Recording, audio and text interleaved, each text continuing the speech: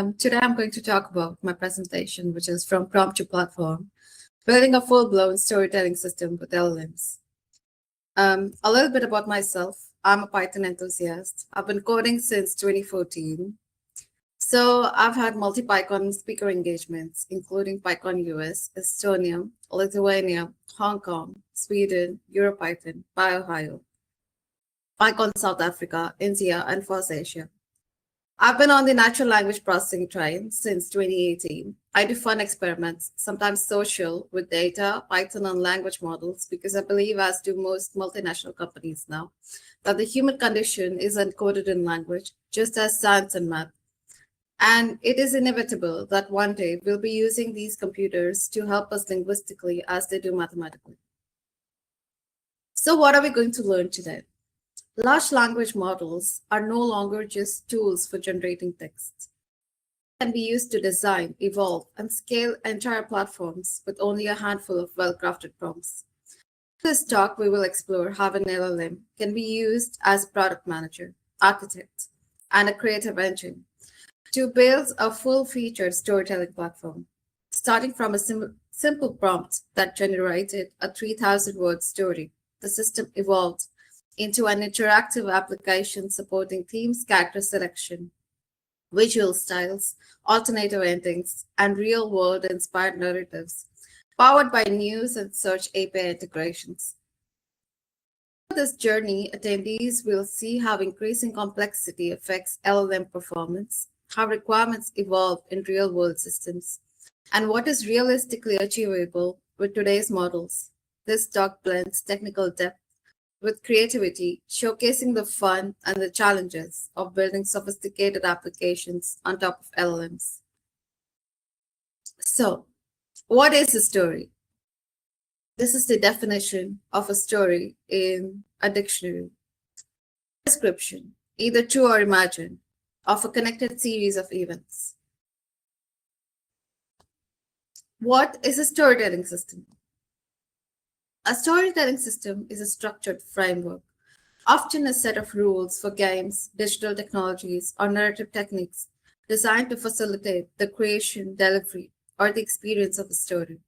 It acts as a framework for managing narrative development, character traits, and conflict resolution, often prioritizing player interaction to influence the story's direction. What are the elements of a story? So this is something that I took off from the internet. There's like multiple different sources that will say different things, but this is the one that I liked and was most relevant to this particular talk. So how do you create an awesome narrative?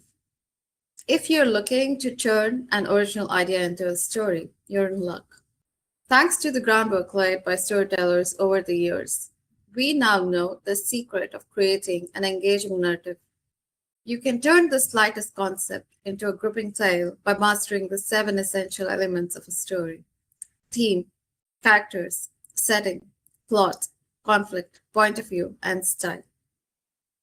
So in this case, the elements of this particular story are theme, characters, setting, plot, conflict, point of view, and style. Now, how do you make a storytelling system using LLMs?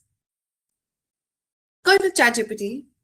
When it says what's on your mind today, put in, can you write a story for me based on the following prompts? That's it. That is my presentation. No, I'm kidding. How would someone who is a writer approach this? This is a naive approach. It's like someone who doesn't know anything about storytelling who would write a story like this. You're basically surrendering all of your control elements to the LLM, which means you're not driving the story at all. It's someone else who's driving the story. So how would someone who is a writer approach this?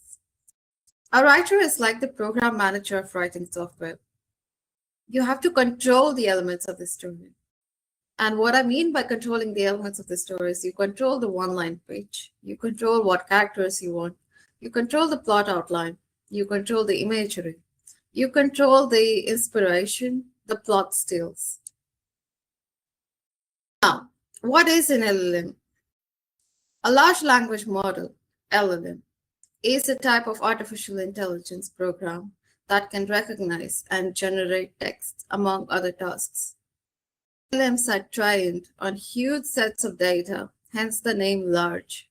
LLMs are built on machine learning, specifically a type of neural network called transformer model. In simpler terms, an LLM is a computer program that has been fed enough examples to be able to recognize and interpret human language or other types of complex data. Many LLMs are trained on data that has been gathered from the internet, thousands of millions of gigabytes worth of data. Some LLMs continue to crawl the web for more content after they are initially trained. But the quality of the samples impacts how well LLMs will learn natural language. So an LLM's programmers may use a more curated data set, at least at first. LLMs use a type of machine learning called deep learning in order to understand how characters, words, and sentences function together. Deep learning involves the probabilistic analysis of unstructured data, which eventually enables the deep learning model to recognize distinctions between pieces of content without human intervention. LLMs are then further trained via tuning. They are fine-tuned or prompt-tuned to the particular task that the programmer wants them to do, such as interpreting questions and generating responses or translating text from one language to another. So what would be the naive approach to build such a system? To make a storytelling system, you would need a web page with forms. You would need an LLM API to provide all of the other elements of the story, which is plot, characters, inspiration, stills, and story. And you would need a server to serve all of these things. This is the naive approach. Can you see the issues with such a system? Three main problems. There are a lot of problems with this system, but three main problems that we will discuss today are hallucinations, the fact that there is no ordering, and user experience. What do I mean by hallucinations? When the LLMs are generating plots, characters, inspiration from real life, stills, and story, they may hallucinate. There is no ordering of steps because a certain LLM API is used to generate the plot, the characters, the inspiration, the stills, and the story simultaneously, which means no step is dependent upon the other. All of these run in parallel. User experience. The control is low for the control points. Remember, we are trying to make the user control the plot, the characters, inspiration, stills, and story, as you would if you were writing a story by hand. The user does not experience any gamified joy on a single screen. So let's solve these problems. Hallucinations. These can be resolved by grounding the data on real-life API resolved data, such as News API or Search API provided by Google for inspirations, and then injecting it into the prompts. Another term for this particular process today, it's widely known as is RAG. Ordering. The ordering can be improved by grounding the data on API results and control choices. Instead of the naive approach where all of these things were not linked, now the plot has to be linked to the characters, which has to be linked to the inspiration. The inspiration has to be News API grounded. They have to be linked to the stills and eventually to the story in an ordered manner. Now, what is RAG? Retrieval Augmented Generation, RAG, is an AI framework that improves the accuracy and reliability of large language models, LLMs, by giving them access to external, up-to-date data without needing to retrain the model. While a standard LLM relies only on the information it was trained on, its internal memory, a RAG-equipped model can look up specific documents to find the most current or private information before answering a question. How RAG works. The process is often compared to an open book exam. Instead of answering from memory, the AI follows these steps. Retrieval. When you ask a question, the system searches an external database, often a vector database, for relevant snippets of information. In our case, our external database and our APIs to do those sort of searches are just going to be the news API or this search API that is provided by Google. So we are basically using their underlying databases for our use case. Augmentation. It adds these relevant snippets to your original question, providing the LLM with the necessary context. Generation. The LLM uses both its original training and this new open book context to generate a precise grounded response. Benefits. Reduced hallucinations. By grounding answers in factual documents, the AI is less likely to make up false information. Up-to-date information. You can update the AI's knowledge instantly by adding new documents to the database, bypassing the high costs of retraining. Source transparency. RAG systems can provide citations, allowing you to see exactly which document was used to generate an answer. Data privacy. Sensitive company data can be kept in a private database that the AI only reads during a query rather than being baked into a public model. The process is generally divided into two main phases: indexing, preparing the data, and retrieval and generation, answering the user query. In our case, we are skipping indexing because someone else will have done it for us, which is basically Google's search or news API. Phase 1, indexing, data preparation. This is a one-time upfront process to organize your external data so the system can search it efficiently. Data loading, documents, PDFs, text files, web pages are gathered from an external knowledge base. Chunking, these documents are broken down into similar manageable pieces, chunks, like paragraphs or sentences to preserve specific context. Embedding, each chunk is converted into a numerical representation called the vector embedding using an embedding model. Vector database. These embeddings are stored in a vector database like Chroma or Pinecone for fast similarity searching later. Phase 2, retrieval and generation, the query flow. This cycle happens every time a user asks a question. Now, this is what is going to happen when we are going to look for real-life inspiration. 1. User query. A user submits a natural language question. So our natural language question is, what is a real-life inspiration that is close to this prompt? Query embedding. The user's question is converted into a vector embedding using the same model from the indexing phase. This is something that is going to happen inside the API systems. So it's not something that we need to worry about. Retrieval. The system searches the vector database to find the data chunks that are mathematically most similar to the user's question. This is how the search API works even today. Augmentation. The most relevant chunks, the context, are added to the user's original query. Generation. The LLM receives the augmented prompt, query plus context, and generates a final response grounded in the provided data. So the data that we had provided was our prompt in order to have some control over what inspiration is generated.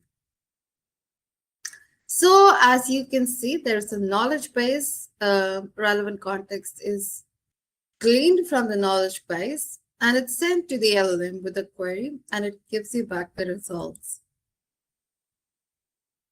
In order to create this particular platform, I followed an agile method. So I deployed it, I reviewed it. First, obviously, I planned it. And in the phases of designing, I converted it into as many independent chunks as possible in order to test it, and then I launched it. What do I mean by that? If you look at this diagram here, my first approach was to test whether the LLM can generate a plot. So provide it a prompt and see if it can generate a plot. That is your first test. If it works, you can go forward with the integration. The second test would be if it can create characters based on some plot and your prompt. If it is able to, you can go ahead and say that, oh, this is successful, and integrate it, so on and so forth. For every integration piece, you would require a round of testing. Some real world and cinematic inspiration basically looks like this. I think the prompt was something related to dragons, and these are the inspirations that it has given back. So as you can see, it has given back inspirations from movies, books, and also news articles.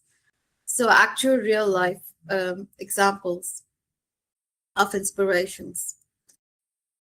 Some of the concept images that it basically generated looked like this. So this is an example of the first stage that I built. This is an AI multi-stage story builder. It says enter your story prompts, and it lets you click on generate inspirations and images. So the prompt that I entered was a blue-colored dragon enters NYC and causes havoc. It's looking for its human mother, an ancient princess reborn. Generate adventure. So this is where it lets me select the inspirations and images. Some of the inspirations that it picks up are Alice's Adventures in Wonderland, which I don't think is relevant at all. The second one is the Chronicles of Narnia, The Lion, the Witch, and the Wardrobe. Slight relevance. And it also generates a bunch of pictures for me to choose the characters and the stills.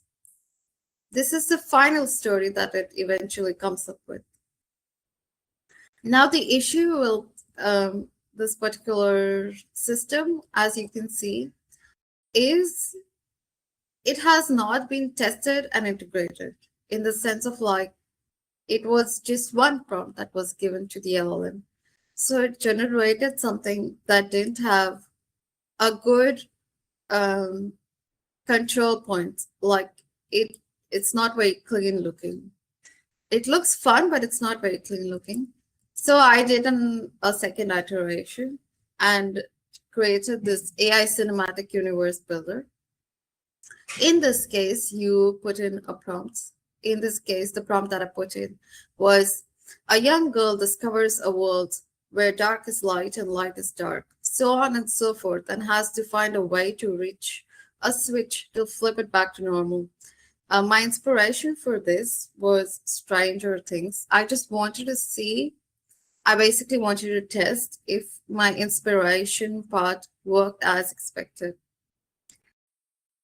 This is the cleaner version where you can see that there's tabs for all the control points. So there's tabs for characters, plots, inspirations, images, and stories. And in this particular case, I want the characters to be generated before the plots. And then I want to add like some inspiration and images based on those inspiration and eventually the story. So as you can see, based on my prompt, it has given me a bunch of characters. The characters are named like normal fan fiction or like extreme fiction sort of characters. One is Alara Nightshade. And then they've also added like a glow fox. So you can select whichever characters you want.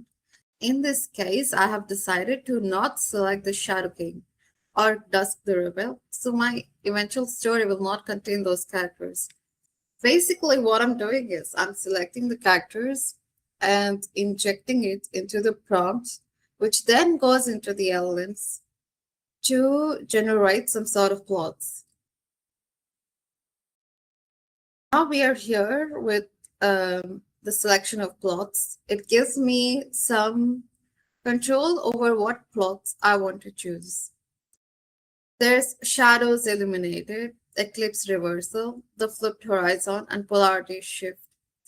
I decided to go with polarity shift. You can choose more than one in this particular platform.